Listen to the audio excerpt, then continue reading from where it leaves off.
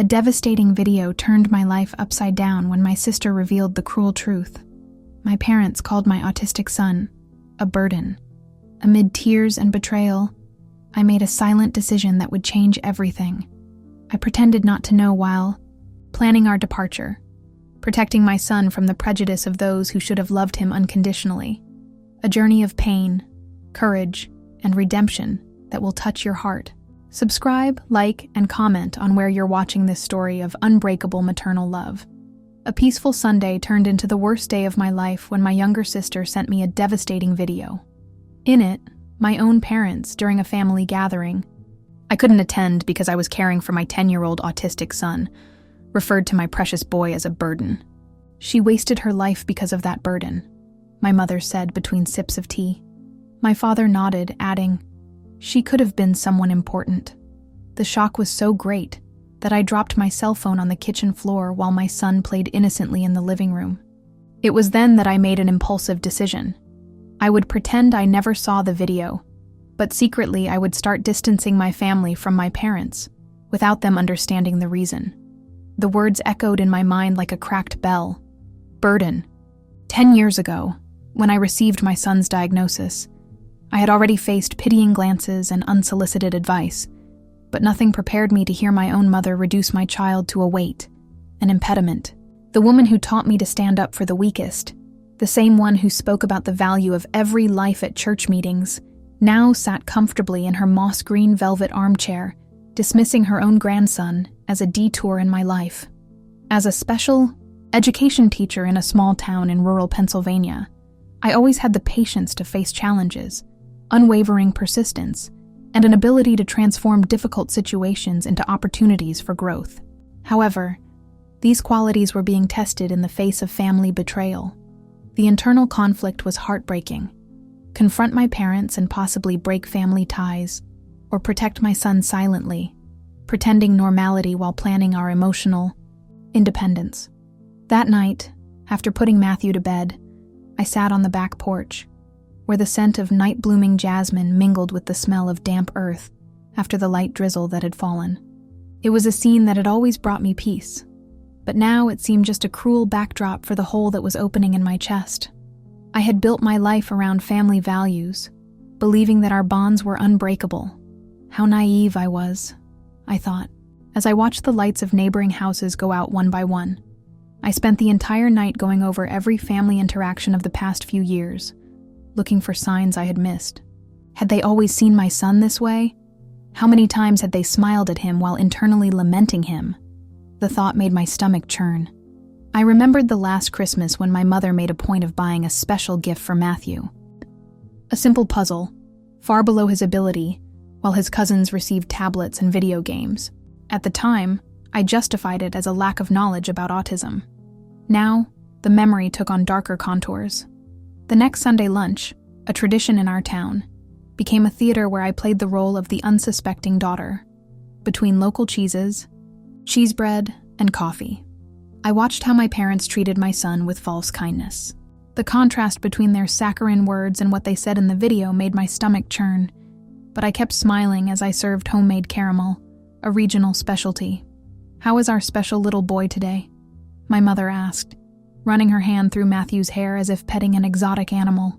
"He's not a pet, Mom, and he's 11, not a little boy anymore," I replied, with a forced smile that hurt the corners of my mouth. The uncomfortable silence that followed was broken by the clinking of silverware against antique china, an inheritance from my great-grandmother that my mother always insisted on using at family lunches, as if formality could compensate for the lack of authenticity. My father, a farmer with calloused hands and few words, limited himself to comments about the harvest and the weather, avoiding any direct interaction with his grandson. When Matthew approached to show him the drawing he had made, a surprisingly detailed portrait of his grandfather picking apples, I caught the fleeting glance they exchanged. A look that I could now decipher, pity disguised as admiration. "Look at that! What a talent!" my father exclaimed with manufactured enthusiasm, returning the drawing without really looking at it. Matthew, with his keen sensitivity, sensed something was wrong and quietly moved away, returning to the corner. of the room where his crayons were organized by shade. In the following weeks, I began to cancel family commitments, making up excuses related to work or my son's therapy. My sister, my confidant in this situation, found my behavior strange, as she expected a direct confrontation. "You always face problems head-on. Why are you avoiding our parents?" she questioned. During coffee at the local bakery on the town square, where the church bell announced noon and locals greeted each other by name.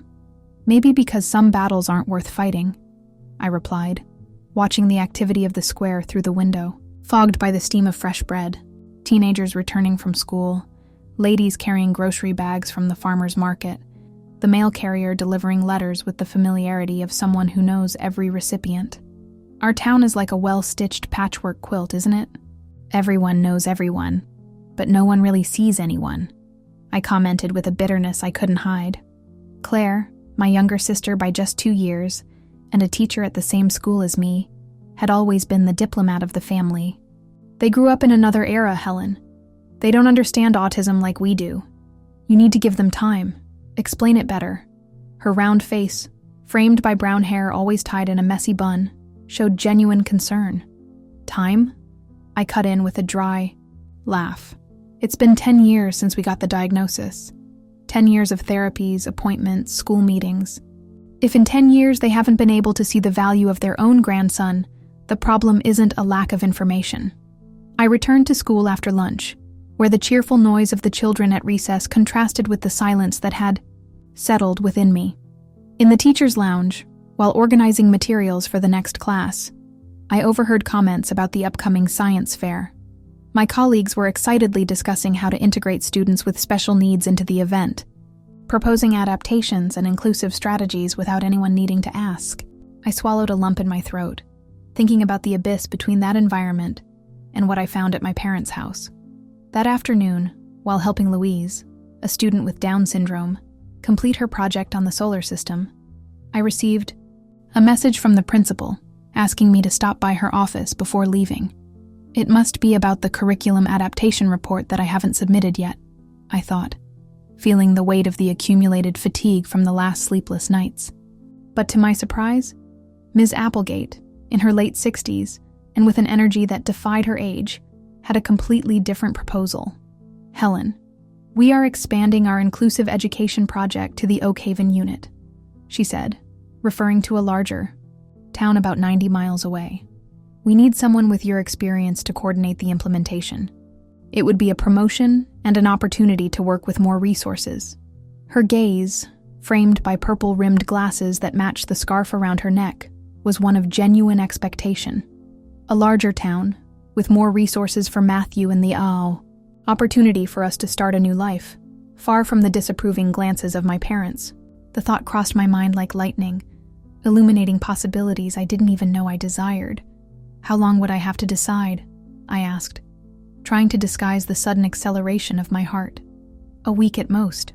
The school year starts in a month, and we need to organize everything," Ms. Applegate replied, handing me a folder with information about the position in the town. 3 months had passed since I immediately accepted the proposal, facing the obstacles of the move and the need for my son to adapt to a new environment. The family's resistance was immediate and intense. "Are you crazy?" my mother burst out when I announced the move during a dinner I had prepared myself, as if the food could cushion the impact of the news. "Who will help you with the boy? You can't just uproot him like that." The concern for Matthew's routine would have been touching if it weren't so convenient. The same parents who considered him a burden now presented themselves as essential pillars for his stability. "Curious how you never worried about his routine when you scheduled lunches during his therapy time, or when you complained about his repetitive behaviors," I replied, with an icy calm that surprised even myself. The silence that followed was more eloquent than any response. My father, who until then had observed the conversation with his usual detachment, finally spoke. "Are you sure you'll be able to handle it alone, without anyone from the family around?" There was something in his tone, genuine concern or disguised relief, that I couldn't decipher. "Dad, I've been handling it alone for a long time," I replied, holding his gaze for the first time since I saw the video. The only difference is that now it will be in another town. The second obstacle came when the apartment I had rented in the new town fell through a week before the move, forcing me to find a quick alternative. The landlord called with an excuse about structural problems in the building, but the realtor, in a moment of sincerity, revealed that he changed his mind when he found out my son was autistic. He had a bad experience with another tenant, she justified awkwardly. Of course, because all autistic people are exactly the same, aren't they?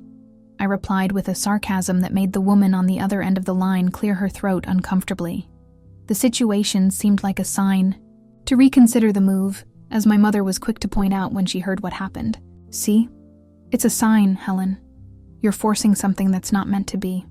Standing in the kitchen of the house where I grew up, watching my mother prepare pickled peppers as she did every July, I felt a mixture of anger and determination grow inside me. The same hands that now handled peppers carefully to avoid burning her eyes were the same ones that dismissed Matthew as a mistake, a deviation in the perfect path she had planned for me. No, Mom. The only sign here is that we still have a lot to fight against prejudice, I replied, finishing packing the few dishes I had set aside to take. And speaking of signs, could you give me that recipe for Grandma's blackberry jam? Since I'm going to live near a small farm that produces them, I thought I'd try making it.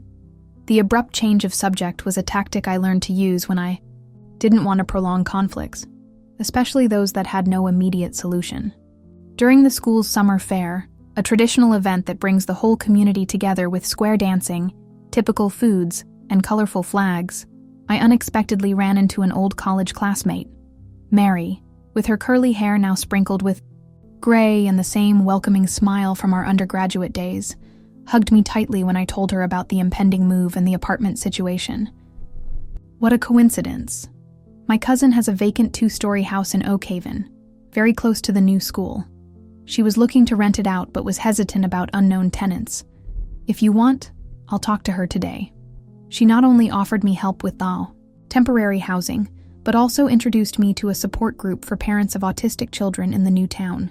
This seemingly casual coincidence was a consequence of the network of contacts I had maintained over the years among specialized educators. The group meets bi-weekly at the town library. There are about 20 families, with children of all ages.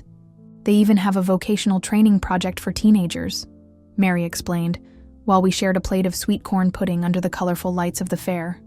Matthew, who normally isolated himself at noisy events like that, surprised me by enthusiastically participating in the fishing game, guided by one of the older students who showed infinite patience in explaining the rules. Watching him from afar, I saw how he blossomed when treated with respect and understanding. It was at that moment that I was absolutely certain the move was necessary, not just as an escape, but as a search for an environment where my son could be valued for who he was, not tolerated despite his differences. The move happened on a rainy autumn day, typical of the region. The aroma of fresh coffee mingled with the smell of wet earth when I closed the door of my house for the last time. Matthew, sitting in the back seat of the car between carefully labeled boxes, arranged his miniature dinosaurs in a row, a routine that always calmed him during times of transition. My parents came to say goodbye, visibly shaken by my sudden decision. That's when the first twist occurred. My mother, in tears, confessed to being hurt by my distance and asked if she had done something to hurt me.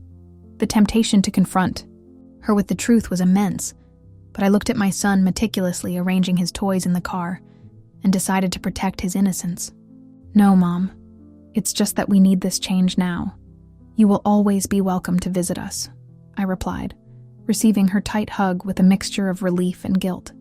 The drive to Oak Haven seemed to symbolize our emotional journey, winding roads between imposing mountains, with thick fog in some stretches and unexpected clearings of sunlight in others. Matthew, after arranging his dinosaurs, fell asleep peacefully, oblivious to the silent tears I tried to contain while driving. They weren't just tears of sadness, but also of hope, and curiously, of liberation. Each mile took us further away from the weight of unmet expectations and silent judgments. Our arrival in town was greeted by a light rain that gradually gave way to a shy rainbow on the horizon, the kind of scene my grandmother would call a welcome omen. The 2-story house Mary's cousin had recommended was larger and cozier than the photos suggested. Located on a tree-lined street, it had a small porch with flowering vines and was just a 10-minute walk from the school, where I would work. The rent, surprisingly affordable, included basic furniture that would save us the immediate work of setting everything up. "What do you think, son?"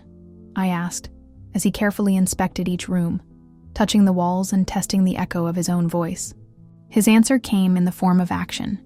He chose the room with a view of the garden and immediately began arranging his books on the built-in shelf, following the same color system he used in the old house. Some things, I thought with a smile, remain constant even when everything around changes. The adaptation to the new life was smoother than I dared to hope. The school welcomed Matthew with a gradual integration plan, respecting his pace and his particularities.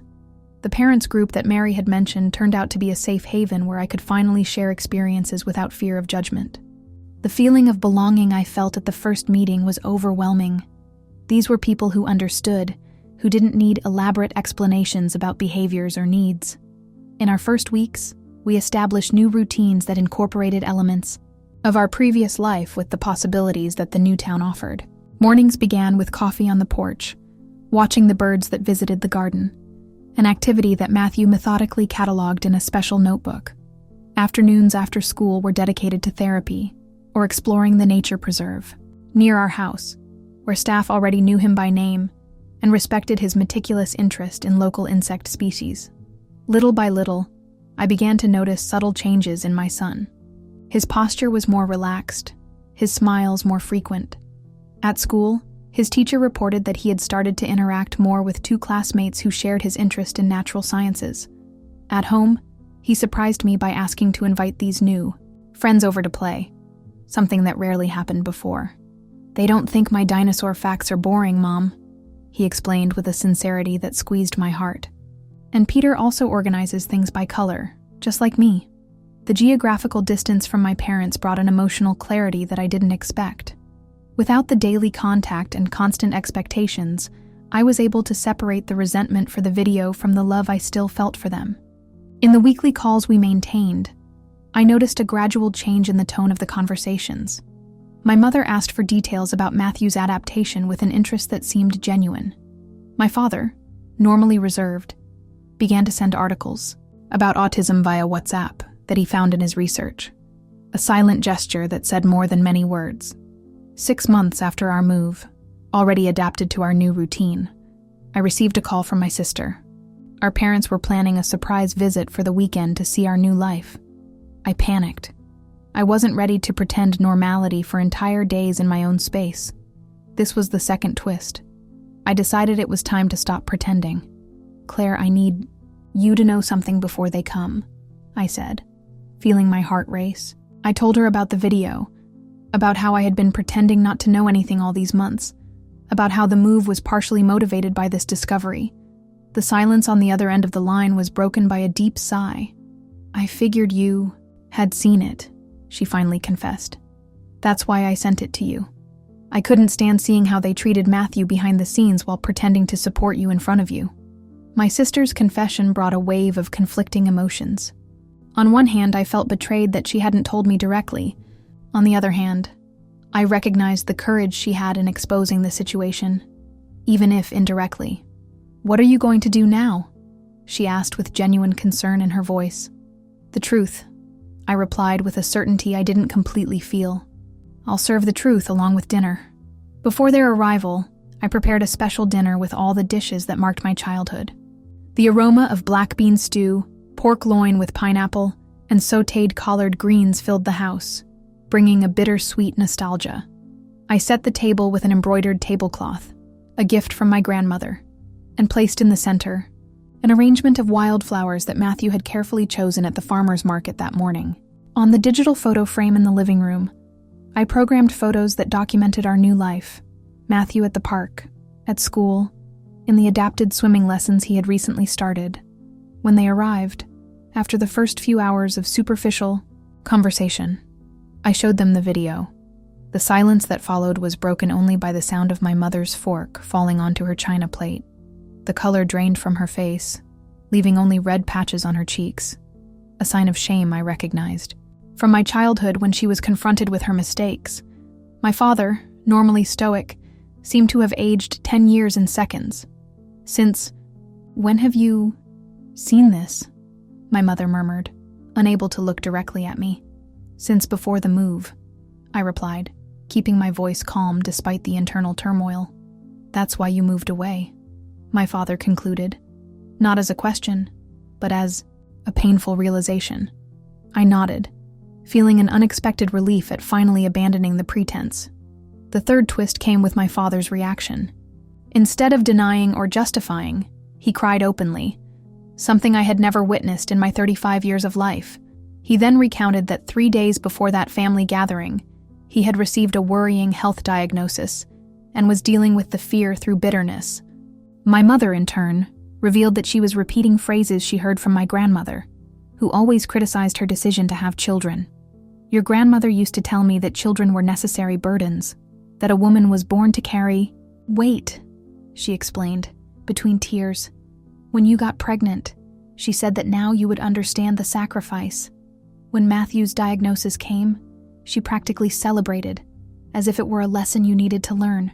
And the revelation about my grandmother, a figure I had always idealized as loving and wise, fell like a thunderbolt. Generations of women repeating toxic patterns under the guise of maternal love. "That doesn't justify what you said," I replied, feeling the firmness return to my voice. "You are adults, responsible for your own words and actions.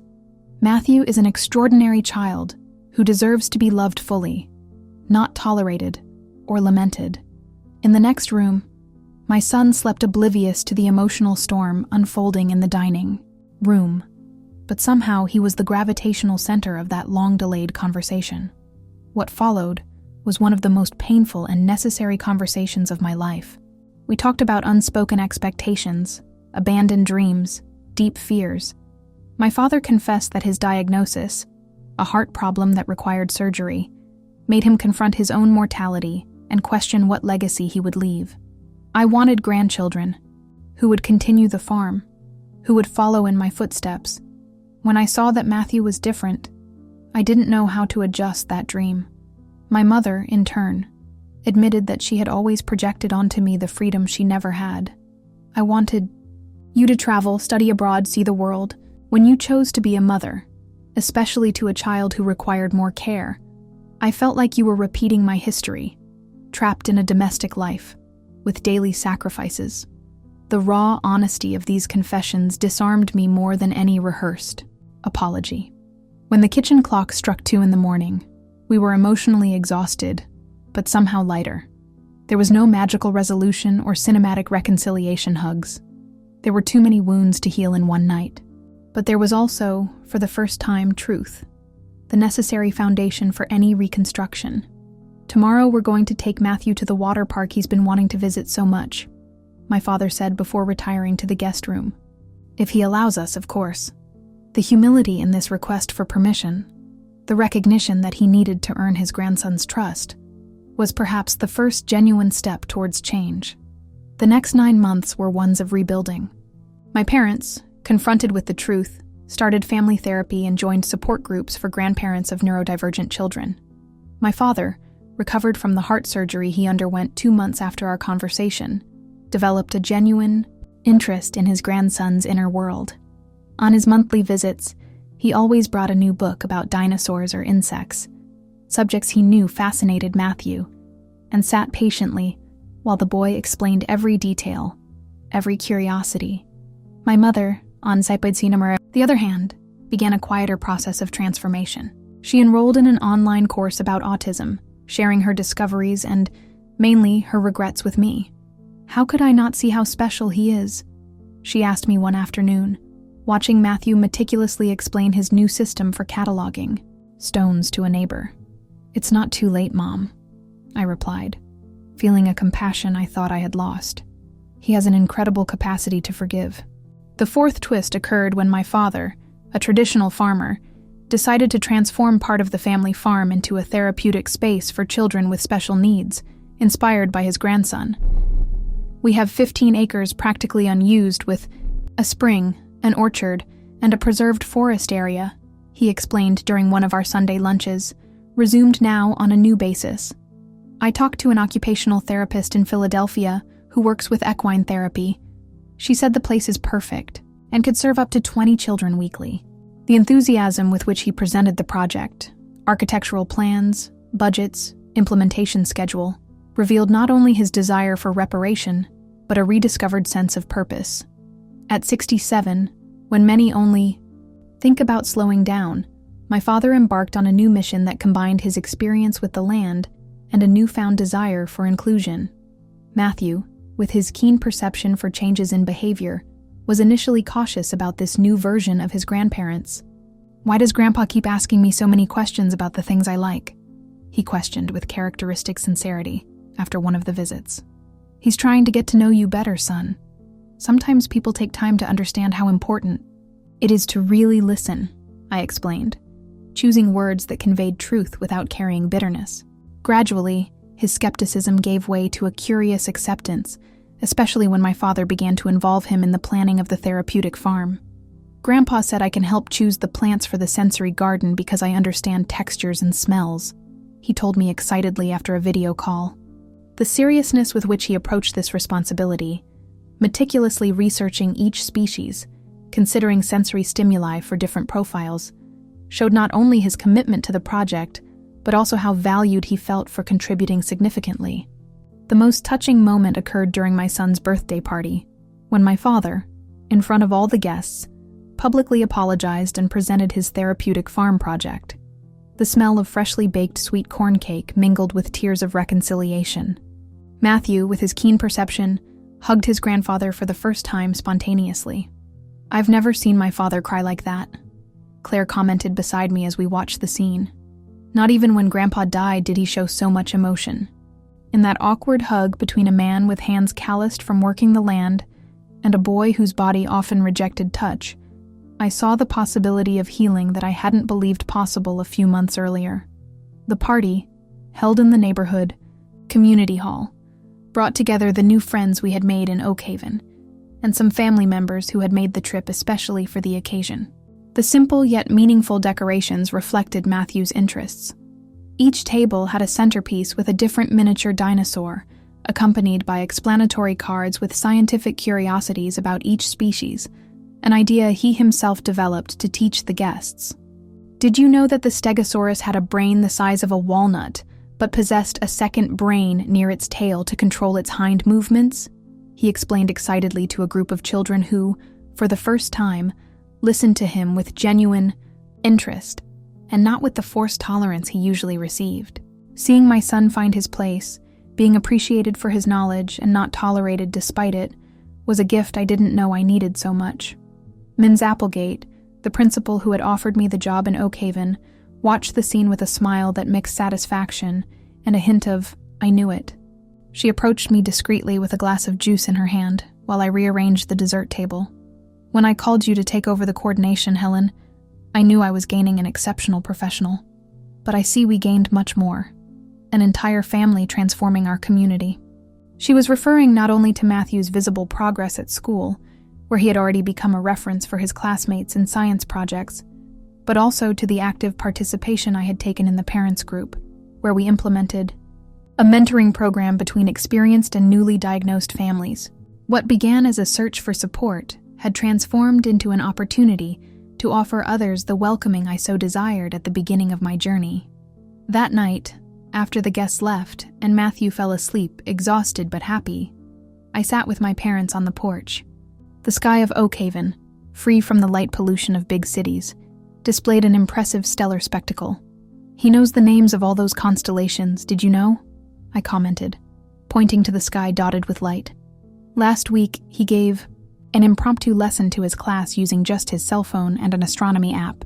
My mother, wrapped in a wool shawl she had knitted herself, another recently discovered hobby that had brought her closer to a group of local artisans, smiled with a mixture of pride and regret. We wasted so much time, didn't we? So many moments like this, so many discoveries." Her voice faltered slightly. "I keep thinking if we will ever be able to make up for those years." "It's not about making up, Mom," I replied, watching a shooting star streak across the sky, which Matthew would later explain to me wasn't a star, but a meteor. "It's about being present now, about valuing what we have today. The past is already written, but we still have many blank pages ahead.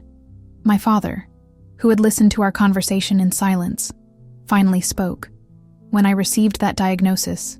Referring to the heart problem that had led to the surgery, I was sure I was being punished. Punished for not being the grandfather Matthew deserved, for having wasted years dwelling on what he wasn't instead of celebrating who he is. I had never heard him speak with such vulnerability, such raw truth. Now I understand it wasn't punishment. It was a chance to do things differently while there's still time. The next day, after my parents left promising to return in 2 weeks for the official opening of the first phase of the therapeutic farm, Matthew and I took our traditional Sunday outing to the nature preserve. Between pistachio ice creams, a new fixation he had developed since the move, and meticulous observations of leafcutter ants crossing the trail, he asked me something that had been hanging in the air for months. "Mom, why are Grandpa and Grandma different now?" The question, asked with the direct honesty that only children possess, caught me off guard. I mentally rehearsed simplified answers, half-truths that would protect his feelings, but I soon realized he deserved more than that. We sat on a bench under the generous shade of a century-old maple tree, and I chose the truth adapted to his understanding. "Remember how you didn't like eating okra, son, but then you tried it prepared in a different way and discovered it was good?" I began, using concrete comparisons as the therapist had taught me.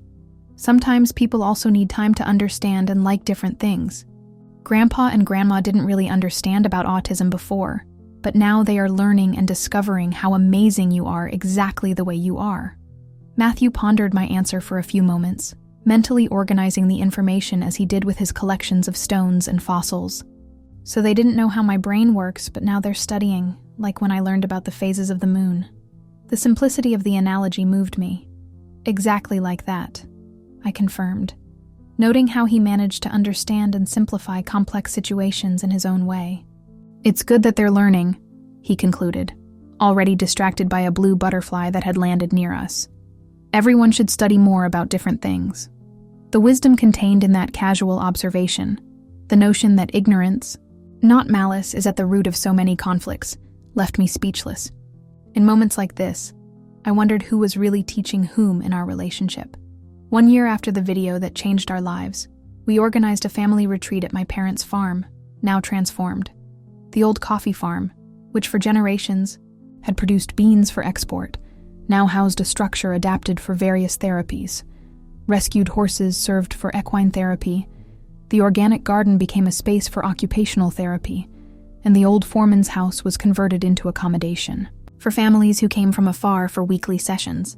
Between the chickens my son loved to feed and the orchard that provided fresh fruit for breakfast, I realized how our family had transformed. My father, once focused exclusively on the productivity of the land, now spoke enthusiastically about the therapeutic benefits of each created space. My mother, who for years measured her worth by the impeccable shine of the floors and the perfection of the meals served, now found purpose in coordinating volunteers and organizing awareness events about neurodiversity in the rural community. "Helen, I need to show you something," Claire called me after lunch, discreetly leading me to the old storage shed, now renovated as the project's administrative center. In the small office, she opened a drawer and took out a yellowed envelope. "Remember that video I sent you? There's a story behind it that you need to know." The fifth twist came when I discovered that my sister had recorded that video precisely to force a family conversation that everyone had been avoiding for years. "After you left the room that day, there was a huge argument," she recounted, sitting in the old rocking chair that had belonged to our grandmother. "I confronted them both about what they said about Matthew. It was the first time I yelled at our father." Claire described how after I left to pick up Matthew from therapy, she had exploded in an indignation that had been building up for years. "Don't you see what you're missing?" she had confronted our parents. "Helen is raising an extraordinary child, and you are stuck on an ideal that never existed." According to her, the silence that followed was deafening. "I recorded the video because I knew you would never believe it if I just told you," she confessed, avoiding my gaze. "And because I hoped that, confronted with their own words, they would finally realize what they were doing." The strategy, although painful, had worked in ways that none of us could have predicted. Inside the envelope she handed me, I found a series of letters that my mother had written to me during the months after the confrontation, but never sent.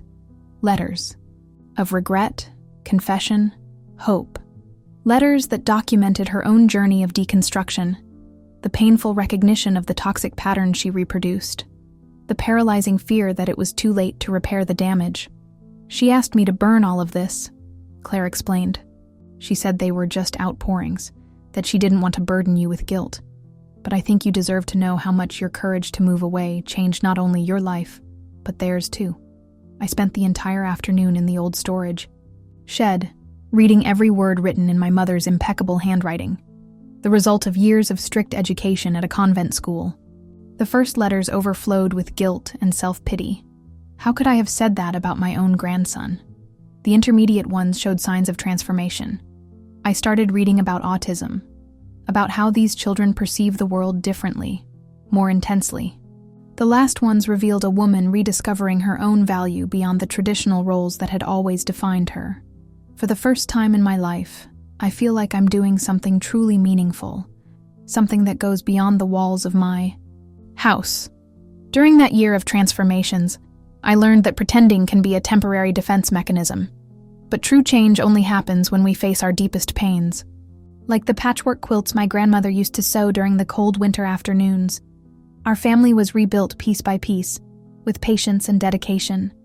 The sun began to set when I finally left the storage shed, carrying the envelope with the letters against my chest.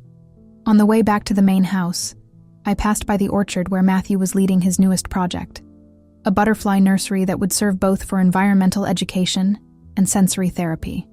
He patiently explained to a group of local children, the children of employees and small farmers in the region, the life cycle of butterflies, using simple and engaging language that contrasted with his technical explanations of a few years ago. And did you know that some butterflies pretend to be other animals to protect themselves? I heard him explain, while showing images of species with patterns that mimicked the eyes of owls or snakes. They use masks to survive, but inside they are still butterflies. The analogy, although unintentional, was so appropriate to our family history that it made me smile. At the end of the day, as the first stars appeared in the sky and the fireflies began their luminous dance among the trees, we all gathered on the porch of the main house. 3 generations sitting in rocking chairs, contemplating the fruit of so much work, so much pain, so much reconstruction. "Are you satisfied with your nursery, son?" my father asked Matthew, who meticulously arranged his collection of empty cocoons in a special box. "It's not perfect yet," he replied with characteristic honesty, "but it's getting better every day, like Grandpa after his heart surgery." The simplicity of the observation drew emotional laughter from all of us. That's what Matthew had always done since he was little: strip situations of unnecessary layers and expose fundamental truths that adults complicated with subterfuge and social conventions. His mind, which processed the world differently from ours, often reached clearer, more honest conclusions. Today, when I see my son running through the fields of the therapeutic farm, guiding other neurodivergent children along paths he already knows, I understand that he was never a burden. He was the catalyst for a transformation that our family desperately needed. And when I hear my parents proudly telling visitors to the farm about their grandson's achievements, accompanied by the sound of birds and the aroma of freshly brewed coffee, I know that I pretended only as long as necessary so that we could all finally be authentic. The journey was not easy, nor linear. There were relapses, moments when old patterns tried to reassert themselves, days when resentment threatened to suffocate the newfound forgiveness. My mother still occasionally lets slip comments that reveal remnants of prejudice. My father sometimes gets impatient when Matthew needs to follow specific rituals before participating in activities. The difference is that now these flaws are recognized, discussed, worked on. "I don't think we'll ever be perfect at this," my mother confessed to me one night as we washed the dishes together after a particularly noisy dinner with the whole family gathered. "I grew up hearing that children like Matthew were problems, punishments. Unlearning that is a daily job." The honesty of this confession, the absence of justifications or self-pity, showed true progress. "No one is asking for perfection, Mom," I replied. putting the dishes away in the cabinets. We just ask for authentic presence, genuine love, and you have offered that abundantly in the last year. Claire, who had recently moved to a town near Oakhaven to be closer to us, and as she later admitted, to escape the weight of traditional expectations that still hovered over single women in our small hometown, became a very present aunt and an invaluable ally. I always knew Matthew was special, but I never imagined he would have the power to transform an entire family, an entire community, she commented during one of our morning walks. Indeed, the impact of the therapeutic farm had extended far beyond our family. Local farmers, initially skeptical about the waste of productive land, now actively participated, donating part of their harvests and opening their properties for educational visits. The nearby municipal school, inspired by the project, implemented a pioneering inclusion program that became a regional reference. Healthcare professionals from the big city began to travel weekly, offering affordable care to rural families who previously had to travel hours to get specialized therapies. My father, at the height of his 68 years, found a new purpose that invigorated him. His hands, once dedicated exclusively to coffee cultivation, now built accessibility ramps, adapted saddles for equine therapy, created personalized tools for children with different motor needs.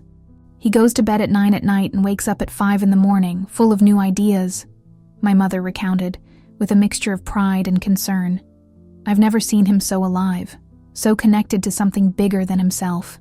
In the monthly meetings with the families served by the farm, I observed how my mother, once so worried about appearances and the opinions of others, now embraced exhausted mothers who came seeking guidance, listened to stories of struggle without judgment, shared resources and knowledge with generosity. There was so much lack of support at the beginning of your journey, Helen, she told me once, when I caught her comforting a young mother who had just received her son's diagnosis. I can't change the past, but I can ensure that other families have the support I couldn't give you. The most remarkable transformation, however, was Matthew's. The boy who once isolated himself in corners during family gatherings, who communicated primarily through encyclopedic facts about his special interests, now ventured into new interactions, expanded his repertoire of subjects, found pleasure in sharing his knowledge in accessible ways. It wasn't that he had fundamentally changed. His brain continued to process the world in a unique way. His sensory needs remained the same. His rituals were still an essential part of his emotional security. The difference was in the environment that surrounded him, a world that was finally beginning to adapt to him, instead of constantly demanding the opposite. "Look, Mom," he called me one morning, pointing to a meticulously drawn chart that covered the entire wall of his room. "I'm mapping the progress of all the kids who come to the farm." With his mathematical precision and love for patterns, he had created a tracking system that recorded small daily victories. Julia managed to touch the horse today. Peter spent 5 minutes in the sensory pool. Anna said 3 new words. The pride with which he showed me each annotation, each ascending line in his colorful graphs, revealed something profound. My son, whom so many considered a burden, had found his vocation in helping others carry theirs. At 12 years old, unknowingly, he had become an agent of transformation, not only in our family, but in an entire community. When I reflected on our journey, from the silent tears in the kitchen while watching that video, to the peace we now found in our new reality, I realized how much the decision to pretend, initially motivated by fear and self-preservation, ended up making room for a deeper authenticity than we had ever experienced. Pretending I didn't see the video gave me time to process the pain, to make decisions based on reflection, and not on impulsive reaction. Pretending normality during those difficult months protected Matthew from conflicts he didn't have the tools to understand. And, paradoxically, it was this period of pretense that led us all to the rawest, most necessary truth. As a special education professional, I always knew that development is not linear. There are regressions, plateaus, unexpected leaps. The same, I realized, applied to the emotional evolution of our family. There were moments of setback, especially when fatigue or stress resurrected old patterns. There were periods of apparent stagnation, when the weight of past hurts seemed too heavy to be completely abandoned. And there were, glorious and unforgettable, moments of advancement that exceeded any expectation. The life we have built now is not perfect, nor free of challenges. Matthew still faces a world that is often not prepared for neurodivergent individuals. There are still curious glances, insensitive comments, structural barriers. The difference is that now he has a solid support network, a family that values him exactly as he is, and the confidence that comes from being authentically accepted in his innermost circle. As for me, I learned that forgiving doesn't mean forgetting, but choosing not to allow the pain of the past to determine the future. I learned that families, like people, can evolve when confronted with their own contradictions. And I learned, perhaps the most important lesson, that there is a transformative power in simply refusing imposed normality and insisting, calmly and consistently, on building a more inclusive reality. Today, when I see my parents gently correcting someone who uses outdated terminology to refer to autism, or when I watch Matthew confidently leading a guided tour on the therapeutic farm, I know it was worth it. Every silent tear, every sleepless night, every uncertain step in the direction of change, all of this brought us to this moment.